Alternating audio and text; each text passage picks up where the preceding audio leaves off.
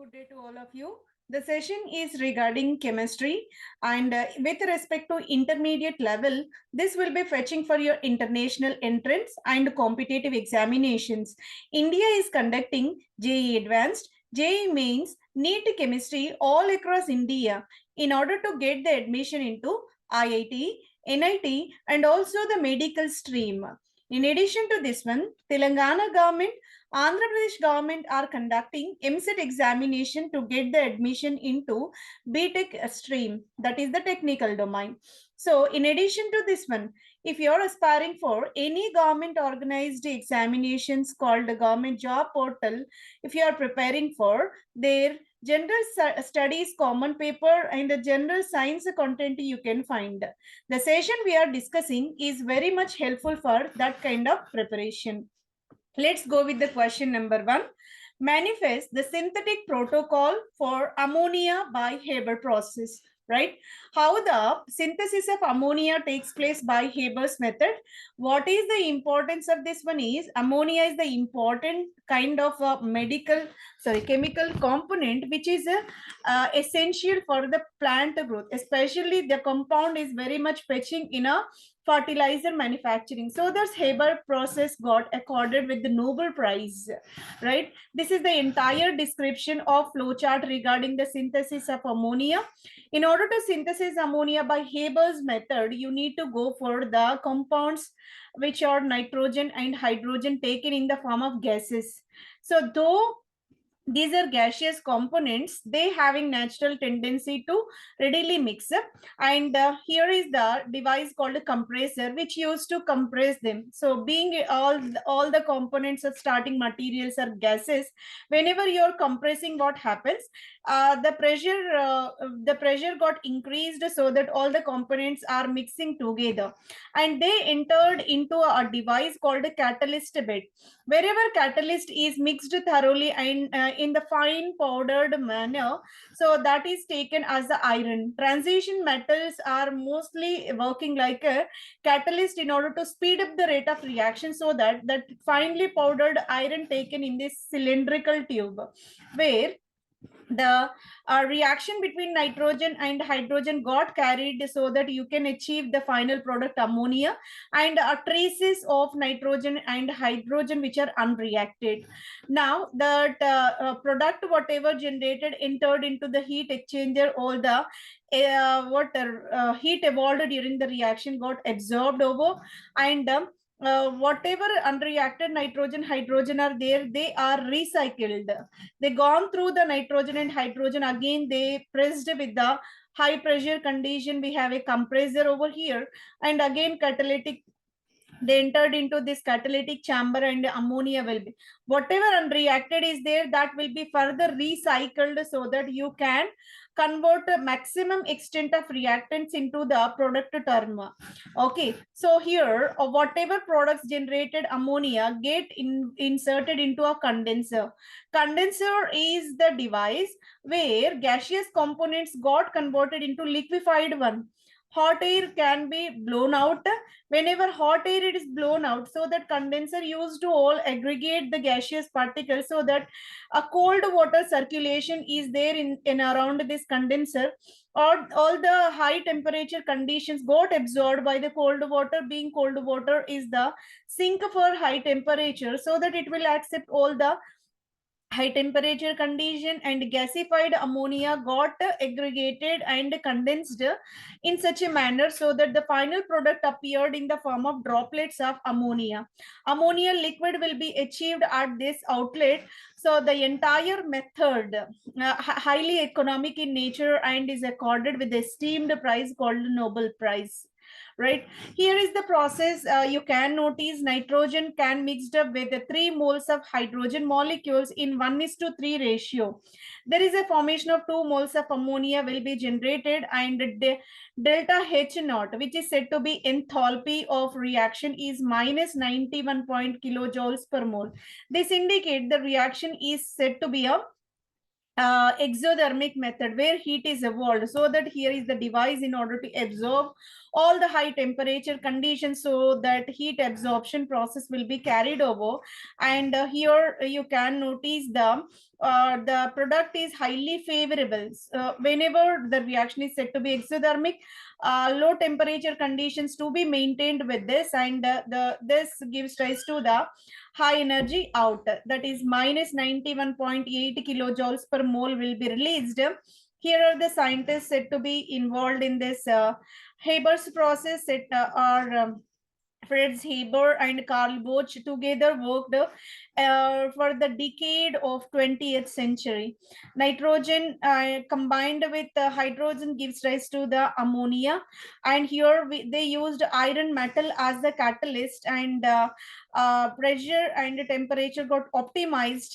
The reaction is exothermic in nature, so that reaction favored at lower temperature and higher pressure conditions are required.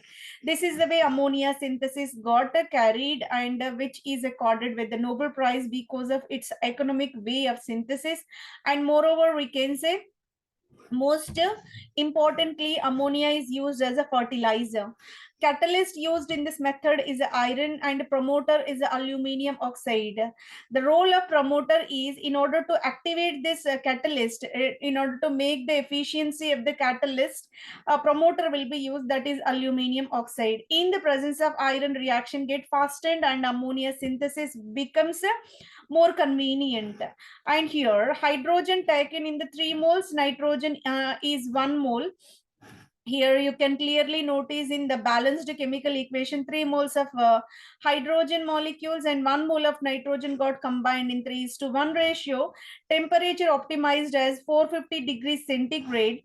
Pressure required, extremely large pressure is required, being we all operating with the gaseous components. What pressure plays a vital role here. 200 to 1000 atmospheric pressure, extremely high pressure conditions are required in order to compress the gases, so that liquefied product will be generated. Commercially valuable ammonia can be stored like this. This is the way synthesis of ammonia is possible by the process called Haber's method. We completed the entire Haber's process in the question number 1. Move on to question number 2, which is collected from Cambridge Assessment International Education. Cobalt is a transition element. Lithium is a group 1 element. Describe 2 ways in which properties of cobalt differs from lithium. Why we have to go for this kind of differentiation between the cobalt and lithium means lithium, cobalt, both are prominent materials, can be used in the manufacturing of batteries. That's the reason why how lithium is efficient, how in what way cobalt can be efficient, what differences you can notice. The screening study is required to be done over here. Let's see about atomic number of cobalt is 27. It is the transition metal element. You can notice D block element it will be. Lithium is the part of S block element, where first group element it is. Symbol of cobalt is denoted as CO and lithium with Li. Atomic mass of cobalt is 58.93. You can write it as a 59. And lithium atomic weight is 6.94. You can mention it as a 7 conveniently. And main group of 9th transition element, main group of 1, it is the S block element. Cobalt resides in the period number 4, whereas lithium resides in the period number 2. Cobalt is of D block element and lithium regarded as the S block element. A valency shell configuration for the cobalt is indicated as argon, which is a noble gas present over here. 3d7 4s2 will be there. In case of lithium, helium and 2s1 can be mentioned. This is about electronic configuration. Electronegativity of the cobalt, being it is the both are metals only, so that comparatively electropositivity plays a role rather than electronegativity, so that these are extremely low. Electronegativity of cobalt is 1.88 and lithium is 0.98, so that lithium is more metallic in nature. Melting point values are 1495 and 180.54 will be there. You can notice the large deviation. Boiling point for cobalt is recorded as a 2870. Lithium boils at 1342. Density of the cobalt metal is 8.8 and lithium metal is 0.8. 0.5. This is most important in order to make the battery portable. If the density is larger, it is difficult to carry them, and moreover they're required in the heavy engines only. But in case of lithium, being it is the light density metal, you can say lightweight metal, so that portable devices like our mobile phones can accompanied by these lithium embedded batteries. Common uses: cobalt are batteries, alloys, and magnets. Again, lithium finds application in batteries, ceramics, and glass. So this is the way you can go for. And we gone with extensive differences between both. Cobalt is a hard, lustrous, silvery gray color metal, we can say, and transition metal compound it will be. When you go with the lithium, relatively low melting point will be there, and it is the soft metal. Lithium is of soft metal, alkali metal. Silvery white appearance will be accorded for this one. Cobalt and lithium are highly reactive. Both are in comparison with the reactivity, both are resembling highly reactive. Highly reactive nature will be there.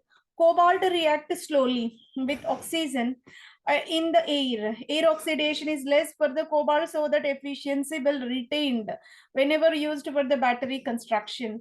Whereas lithium, on the other hand, react vigorously with the water and must be stored in oil. So, in order to make lithium inert, so that it can be stored in a oil, otherwise it will readily mix up with the water and inert gases, uh, so that reactivity is high towards the water and oxygen. Due to its reactivity, lithium is often found in compounds rather than its a pure form. You can't get lithium anywhere in the pure form, rather always in the combined form only you can notice, because of high reactivity. This is the way both are differentiated. Cobalt is a transition metal with a multiple oxidation state. Cobalt exists in +2 and +3 as well, but lithium only one provision, that is +1. Other element may not be present. Cobalt is a natural compound which is available in vitamin B12.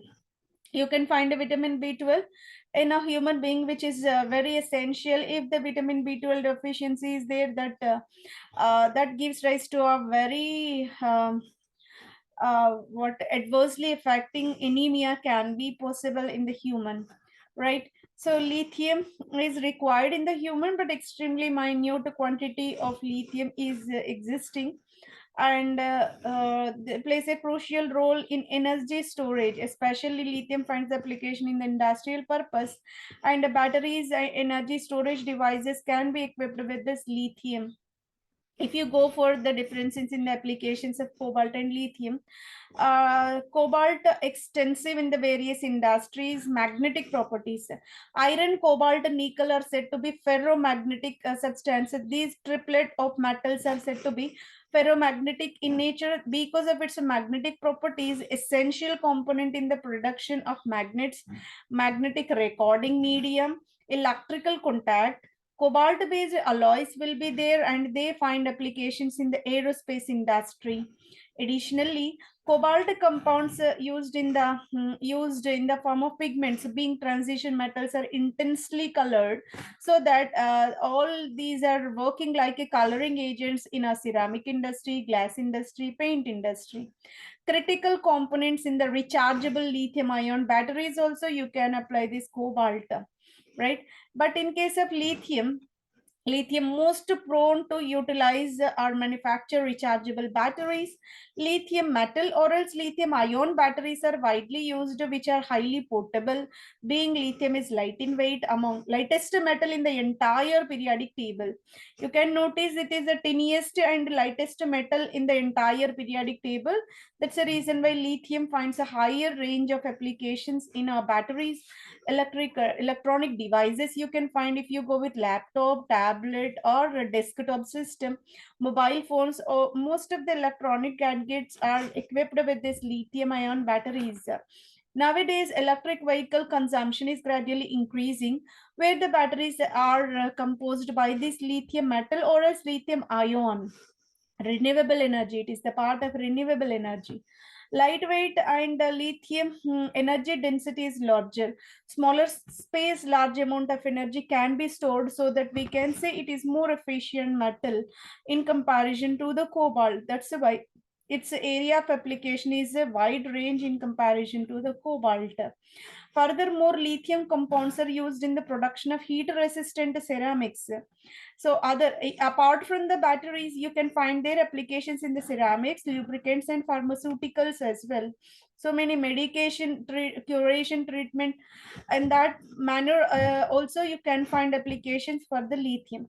This is the way we can go for the they're asking for only two ways of differences among the cobalt and lithium, being both are commonly applied in the batteries. We got the extensive study regarding the cobalt and lithium in terms of their natural properties, in terms of their physical properties, in terms of their chemical properties, and in addition, we gone through the application paradigms as well, right? So now we entered into another question number 3. This is collected from JEE Advanced 2017 question paper, paper number 2 it will be. Upon heating KClO3, in the presence of catalytic amount of MnO2, a gas W is formed. Excess amount of W reacts with a white phosphorus to give X. The reaction of X with HNO3 gives Y and Z. They are saying that KClO3 can be taken, and here MnO2 working like a catalyst, so that KClO3 is heated. Whenever it is heated, we have to get a compound W. W is supposed to be treated with phosphorus, that is white phosphorus, so that you will get another new compound called X. That X, upon treating with nitric acid, you may get a mixture of two products like this, right? So based on this statement, we have two questions related with that one, right? In order to answer the questions, we have to go for series of reactions. KClO3 upon heating, we need to rise the temperature and heated in the presence of catalyst MnO2, so that it will be decomposed to give the potassium chloride and oxygen. Released oxygen can be treated with the white phosphorus. Phosphorus is tetravalent, so that you can find in P4 form. So phosphorus can be added to oxygen, so that a compound will be formed, that is P4O10. Phosphorus oxide will be generated. This formed phosphorus oxide can be treated with nitric oxide, so that we will get mixture of two products. One is called HPO3 and another is called N2O5. HPO3 and N2O5 will be formed. So this is the entire series of reactions. You can notice based on that the questions are W and XR respectively. W means what? Whatever product formed by heating. So that the product formed on heating is oxygen. You can notice oxygen is formed over here, that is W. So O3 is there, you can cancel out. O2 is there, there is a possibility. O2 is there, there is a possibility. O3 is there, you can cancel out. Either B and C are expected to be correct, because ozone we have no provision to get that one. Okay. After getting the W, we have to treat with phosphorus. Whenever that oxygen is formed that is treated with phosphorus, we will get P4O10. So P4O10 you can notice in option number C only. Here it is P4O6. Short of 4 oxygens, you can notice this may not be a correct one. P4O10 is the expected answer for the given question, right? W is oxygen and another X will be P4O10, that is only given in the option number C. Remaining all three you can cancel out. Move on to Y and Z are respectively. YZ mixture of two products. Whenever this is the compound, what is the compound here? P4O10 can be taken, right? So that P4O10 now treated with HNO3. P4O10 upon treating with nitric acid, you may get mixture of two products here, that is also given. One is HPO3 and second is N2O5, dinitrogen pentoxide. HPO3 will be formed. So HPO3 and dinitrogen pentoxide are given only in the option number B. N2O3. N2O3 may not be possible. N2O5 is called anhydride of nitric acid. This is only provision we have. N2O4 you can cancel out. N2O4 you can cancel out. Only the possibility is N2O5. This is the expected product. So if we have the idea about how to whenever decomposing of KClO3 what products are generated, so this is purely what chemical equation based question only. So that decomposition product should be known. After getting decomposition, oxygen when treated with phosphorus, what product we will get, that to be understood. If that product is P4O10, then how nitric acid will be reacted and what expected products at the final step. So these to be understood, then only we can answer this question. For question number 3, here two multiple questions are chosen for third one. W is said to be O2, X is said to be P4O10, Y is said to be N2O5, Z is said to be HPO3. In order to explain this kind of series of reactions are very essential to understand. Okay, so decomposition of KClO3 gives rise to potassium chloride and oxygen. Released oxygen bounded with the phosphorus. Phosphorus is the allotropic form. White phosphorus will be there, red phosphorus will be there, black phosphorus will be there. So many forms. Allotropes are available among all. White phosphorus is more reactive. So that white phosphorus upon treating with oxygen gives rise to the P4O10. Right. So whenever phosphorus oxygen are mixing, you can get the sparkles of light because the heat evolved during the reaction. So during the formation of P4O10, you can notice the sparkles will be generated. Okay, so this is the way P4O10 will be formed. This P4O10 upon treating with HNO3 nitric acid mixture of two products will be generated. One is the oxo acid of phosphorus, another is oxide of nitrogen. This is the way we will get the products, and these are expected to be the answers for the question number 3.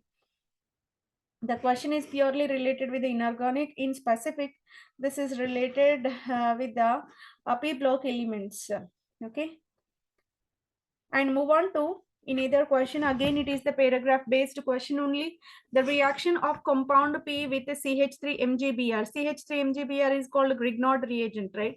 Whenever that compound P is unknown to you, Grignard reagent is reacted in diethyl ether. Grignard reagent is treated in the presence of diethyl ether. Diethyl ether is the kind of solvent we are applying. Being it is a non-polar solvent, the reaction will be carried in this medium, in this platform. Followed by the addition of H2O gives rise to Q. P is unknown to you. Q is also unknown. What you are doing, first Grignard reagent you need to add, followed by water to be added. So the expected product is Q. The compound Q on treating with sulfuric acid at 0 degrees centigrade gives R. Q is unknown, but Q can be treated with sulfuric acid, and the temperature to be maintained at 0 only, extremely low temperature to be accorded. Whenever sulfonation got carried on Q, it gives rise to R. The reaction of R with acetyl chloride. R can be treated with acetyl chloride in the presence of anhydrous AlCl3. This is a kind of Friedel-Crafts acylation. And here CH2Cl2 is used as a solvent. Need not to worry. These many compounds are there. How can I go for the reaction? How can I get the product? So need not to worry about that one. So whenever chemical components are mentioned, what exactly its role we need to understand. Reagent is for reaction. Okay, catalyst to enhance the speed, it will not react. Solvent just to dissolve. This is the way acylation you are going to perform with the CH3COCl in the presence of anhydrous AlCl3. AlCl3 is the catalyst, and CH2Cl2 dichloromethane is said to be a solvent, followed by treatment with water. So whenever this is treated and we are washing with, we are treating with water further. so that the product will be expected as S. Okay, so Et in compound P is ethyl. So here, whatever Et mentioned, Et for what? Ethyl. So simply ethyl group is mentioned as Et, that is in case of P. Okay, so themselves they gave a starting material, that is benzene containing tertiary butyl at one position and another position. This is said to be fourth para position. Para position is having tertiary butyl functional group. And move on to this side, you can find CH2, CH2, COOET. This is called what? Ethyl propanoate. This is ethyl propanoate, where Et stands for ethyl. So starting material is given like this. Whenever this is the starting material, what you need to add? First of all, we need to add with the Grignard reagent. Whenever Grignard reagent followed by water is added, expected product is Q. So that product Q now treated with what? Sulfuric acid gives rise to R. That R can be treated with acylating agent, gives rise to S. Okay, so the question is, the product S is only direct S product.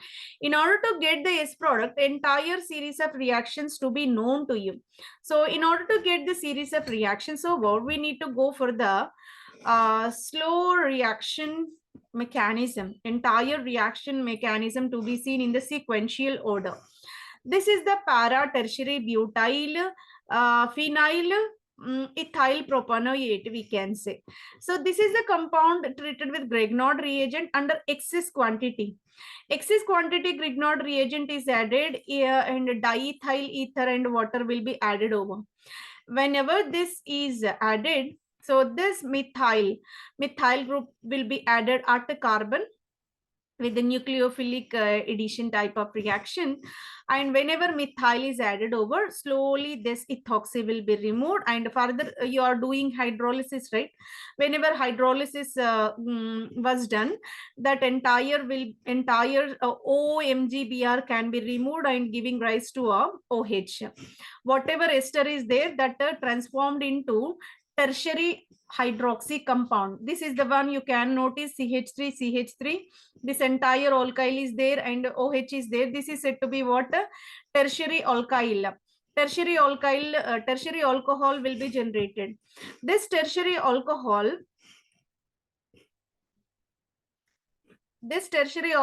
what you can do, can be dehydrated. Why we need to dehydrate? Because the tertiary alcohol, whatever generated, can be treated with sulfuric acid. No, what is the role of sulfuric acid? Sulfuric acid is to remove the water. Here H, here OH. HOH removed, that means water removed, so that it will be turned into a 5-membered ring structure. 5-membered ring structure with methyl and methyl substituents are present over. So this is participating in intramolecular Friedel-Crafts alkylation and dehydration. So this is said to be what? Dehydration and alkylation. This alkyl will be added over so that you will get the cyclized product. So in order to convert Q into R, the reagent required is sulfuric acid, which is the dehydrating agent. And next it will be treated with acetyl chloride. CH3COCl is called acetyl chloride in the presence of anhydrous AlCl3 and CH2Cl2. CH2Cl2 is the solvent. That is the condition giving acylation on the benzene ring. Benzene is more prone for electrophilic substitution, everybody aware that, and this is the position will be accorded. Being this tertiary butyl is meta directing, so that with respect to this tertiary butyl, this acyl will be attached at this carbon atom, and you will get acetyl Friedel-Crafts alkylated product will be generated over. Friedel-Crafts alkylated product will be generated, that will be the S. You can notice the entire series of reaction giving the product. This benzene ring will be there, tertiary butyl with respect to tertiary butyl meta position will be attached with acetyl, and 5-membered ring is having 2 methyl over there. This is the way the product is expected. You are getting over here, and here is the double bond. There is no provision to get the double bond like this. Moreover, you should have one more methyl over here, so that is not available. in case of this compound. And here there is no cyclic ring formation. Here sulfuric acid is responsible for cyclization that is not noticed in this compound. And here the acylation carried on the side chain and acylation carried on this also. So, and sulfonic acid itself is added. The sulfuric acid is not for sulfonation, rather it is for dehydration. We have to notice the role of reagent what we are adding over. Sulfuric acid having dual properties. One is it is working like a electrophilic substituting agent by giving SO3. SO3 is called a sulfur trioxide. Whenever sulfur trioxide released from that one, that is the electrophile and can be substituted. And sulfuric acid having another property called dehydrating agent, so that removes the water. Whenever water removed, there is a provision to get cyclization, or else there is a provision to get the saturated to unsaturated compounds, or else there is a formation. Two alcoholic compounds got combined in the presence of sulfuric acid. There is a provision to get ether linkage as well. So many applications you can find for sulfuric acid. But in this series of reactions, you can find the dehydration and subsequently cyclization. That is the way the product is expected to be A. There is no provision for B, C, and D. For question number 4, option number A is the correct answer. Move on to question number 5. Question number 5 is collected from MSET examination 2022. Ionization enthalpies of 5 successive elements in the period 899, 801, 10,086, 1402, 1314 respectively. The corresponding elements are oka period lo 5 varasa మూలకాల ionisation ఎంథాల్పీలు వరుసగా 899, 801, 1086, 1402, 1314 kilo joules per mole అయిన ఆ మూలకాలు వరుసగా. So ionization enthalpy is regarded as a periodic property. Periodic property is nothing but in order to define a group or else a period, there are certain parameters. These properties will be repeated after certain intervals. Those are called periodic properties. Ionization enthalpy is nothing but in order to remove the electron, we need to add certain amount of energy, right? Amount of energy required to remove the electron from the 1 mole of the gaseous atom is said to be ionization enthalpy, right? Here, in quantification, they provided with 1, 2, 3, 4, 5. 5 different values are given for 5 elements. Okay, if you observe clearly, the values are not regularly increasing or else not regularly decreasing. So initially higher value, lower value, higher value, higher value, lower value. This is the way the series is provided, and they are asking for, these are the ionization potentials of elements which are present in the period. So one clue is given to you. So this is related with the period. So all the values are related with the period. So you have to go in the horizontal manner. Horizontal elements to be taken into the consideration. And within the options, you can notice lithium, beryllium, boron, carbon, nitrogen, or else boron, beryllium, boron, carbon, nitrogen, oxygen, boron, carbon, nitrogen, oxygen, fluorine, carbon, nitrogen, oxygen, fluorine, neon. Okay. So one thing you can clearly understand that if ionization enthalpy values are taken into the consideration, always noble gas will have the extremely larger value. Why? Because noble gas is highly stable and there is no susceptibility to remove the electron. That's why extremely larger values to be taken. But within the series, that extent of larger value is not provided, so that neon is of highly stable, so that it is not accounted for this question. And move on to any other one. Boron, carbon, nitrogen, oxygen, fluorine, or else lithium, beryllium, boron, carbon, nitrogen, beryllium, boron, carbon, nitrogen, oxygen. So among these three, you have to get the confirmation. In order to get that atomic number versus ionization enthalpies graph, we need to go for always as we just saw, that there is no gradual increase. It is moving like a decrease, increasing like a steps.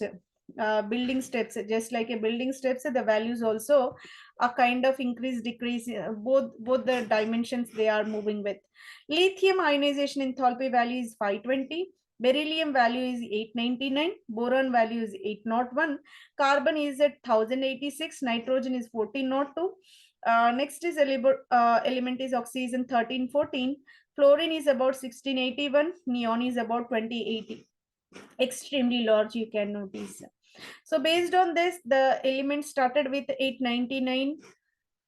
899 is the element you can start up with. 899 is accorded for the beryllium, beryllium followed by boron, boron followed by carbon, carbon followed by nitrogen, followed by oxygen. This is the right order in order to get this type of ionization enthalpy series that is purely resembling with the option number B. So this is not logic based, rather it is the data based question, right? So everybody aware, it is not at all required to remember the individual ionization enthalpies. Generally, we need to understand the trend in that. Only trend is required to be followed, rather we are not supposed to remember all the individual values. Always we need not to go for beryllium ionization enthalpy value is 899. So this is not the way for learning. Rather, what trend you can notice generally, when you're descending down the group from top to bottom in any group, the commonly observed thing is ionization enthalpy values are gradually decreasing. If you're moving from left to right hand side, ionization enthalpy values are gradually increasing. So this is the way the trend will be followed. So in that direction only we have to look about. So, and the values are more or near are decreasing order only. So some fluctuations also we can notice. So that is the way for remembering the trend in the periodic properties.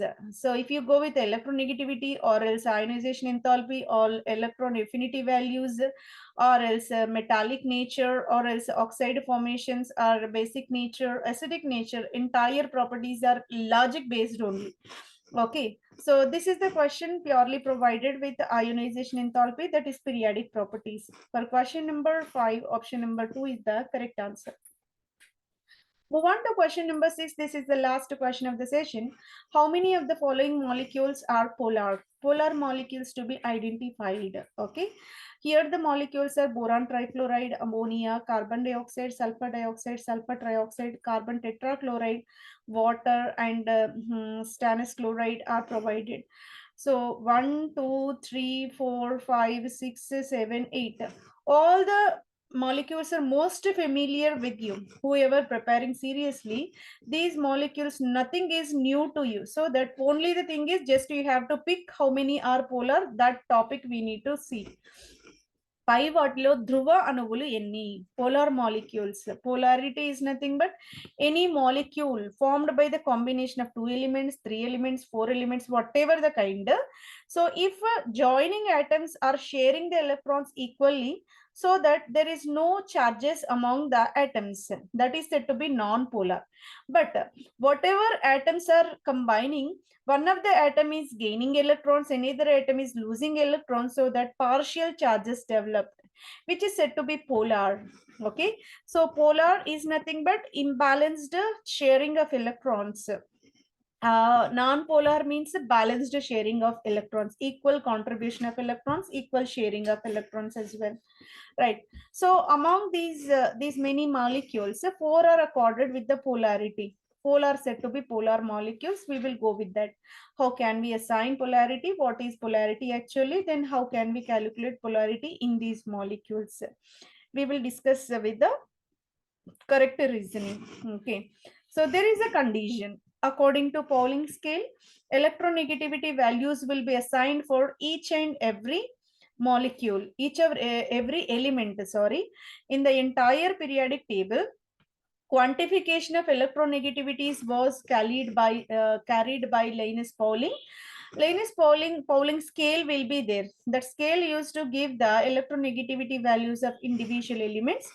If electronegativity difference between the two combining atoms is less than 0.4. Two atoms are very closely related with their electronegativity values.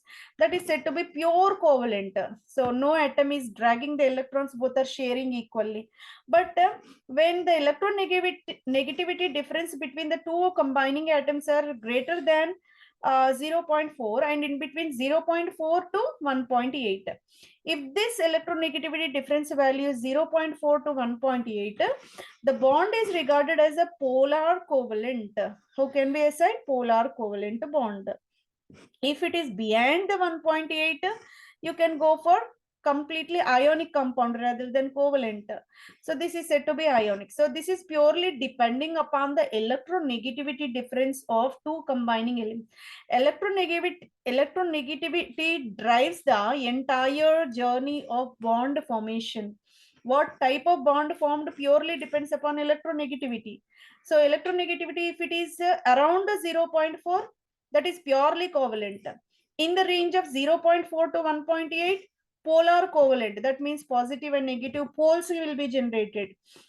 Ionic, so it is beyond this 1.8 electronegativity difference. So this is the way polarity can be accorded. If you compare, if you consider the molecule boron trifluoride.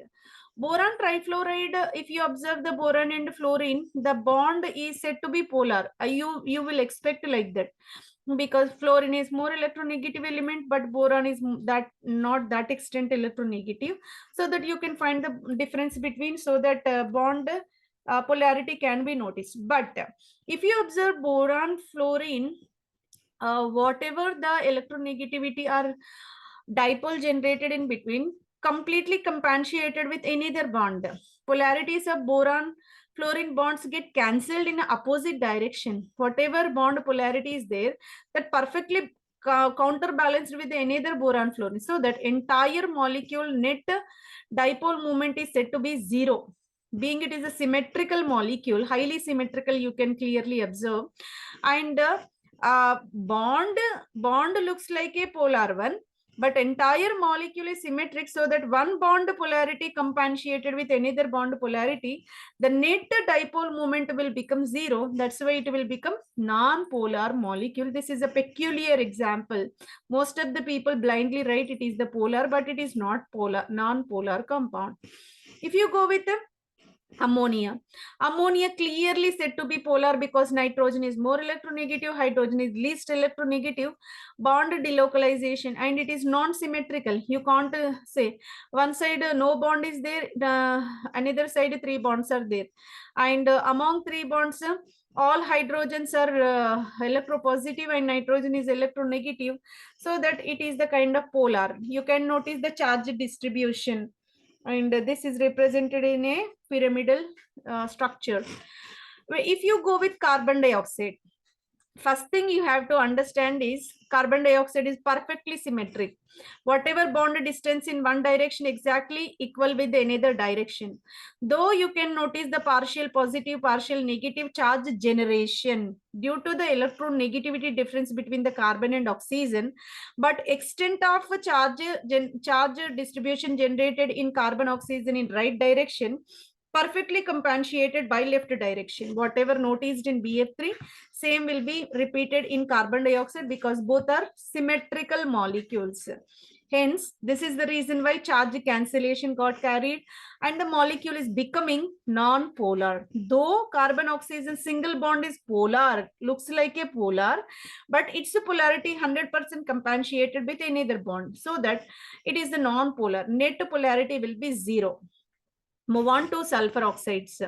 Sulfur oxide is not a symmetrical one. One side bond is absent, and this is the kind of bond called angular, and oxygen more electronegative in comparison to sulfur. You can clearly observe electrons are dragged towards oxygen and sulfur is losing, so that it is a kind of polar. Same will be observed in case of sulfur trioxide as well. It is a polar molecule. If you go with carbon tetrachloride, is a tetrahedral, 100% symmetric. Whenever symmetry plays a role, bond polarity got compensated. This bond got compensated by this bond got compensated by this bond. Carbon chlorine bond is said to be polar, but entire molecule net dipole is said to be non-polar because of compensation. Whatever charge distribution is there in one direction cancelled with another direction, so that the entire molecule is said to be non-polar because it is 100% symmetric one. Move on to water. Again, water is a angular molecule. You can notice oxygen negative, more electronegative, so that negative charge accorded with oxygen. Hydrogens are occupied with the positive charges, so that polarity arised, charge distribution is arised. If you go with tin dichloride, again it is angular. You can notice tin is of electropositive, all the metals are electropositive, so that it will acquire the positive, and chlorine is more electronegative, so that it will acquire the negative charge like this. So this is the way angular molecule, the charge is located, withdrawn from the tin and towards the ligands, towards the two chloro atoms, so that it is becoming polar, and partial positive generated on the tin and partial negative is generated on the chlorine atom, so the tin dichloride is a polar one. Let me count the entire molecules. BF3 is non-polar, exclude this. Ammonia is polar, put a tick mark. Carbon dioxide non-polar, cross mark. Sulfur dioxide non-polar, polar molecule because of sulfur oxygen electronegativity difference. Sulfur trioxide is also polar, put a tick mark. 1, 2, 3 as of now. CCl4 is symmetric, cross this. Water is angular and polar, put a tick mark. 4 it will be. 1, 2, 3, 4. Tin tetrachloride will be, tin dichloride will be there. Tin dichloride is also the part of what? Tin dichloride is also the part of a polar molecule. Okay, so in this, the expected answer is only 4. So in this, boron trifluoride is a symmetrical molecule, ammonia is non-symmetrical, carbon dioxide is a symmetrical, sulfur dioxide angular non-symmetrical, but sulfur trioxide is the symmetrical molecule. Though bonds are, let me show, though bonds are accorded with the charges, but they get compensated, just like BF3 molecule, it also represented with the same one. It is a planar molecule, 100% symmetric, so that we can say it is the non-polar. Okay, so here pyramidal ammonia is a polar one, sulfur dioxide angular is the polar one, water angular is the polar one, SnCl2 angular is the polar one. Let me repeat, ammonia, sulfur dioxide, water and SnCl2 is a polar molecules. BF3 symmetrical non-polar, carbon dioxide symmetrical non-polar, sulfur trioxide symmetrical non-polar, carbon tetrachloride symmetrical non-polar. So this is the way you can go for the answer number 4 for question number 6. In order to get the perfect idea, we are providing with the periodic table. So in this periodic table, it is mentioned with the electronegativity values according with the Linus Pauling scale. Electronegativity values will be provided, and if you get the electronegativity difference less than 0.4, the bond is accorded as a non-polar, and in between 0.4 to 1.8, that is said to be polar covalent. If it is behind 1.8, you can go for ionic bond formation. This is the way electronegativity is the most important in order to identify the nature of the bond. By this, we entirely completed the session, and the session is covered with the multiple dimensions of chemistry and will give rise your thirst to learn the chemistry in the maximum different dimensions, and the most informative session is provided for you. For sure, the session is very much fetching for your entrance and competitive exams as well. Hence, I'm sincerely requesting to like the channel, comment. In order to comment, we have the question for the session. According to the Linus Pauling scale, most electronegative and most electropositive elements in the entire periodic table. You can answer most electronegative element and most electropositive element in addition to their electronegativity and electropositivity values that can be mentioned or posted in the comment box, and share with us parents who are curious about the preparation, and subscribe the channel in order to receive more updates in the near future. Thank you one and all.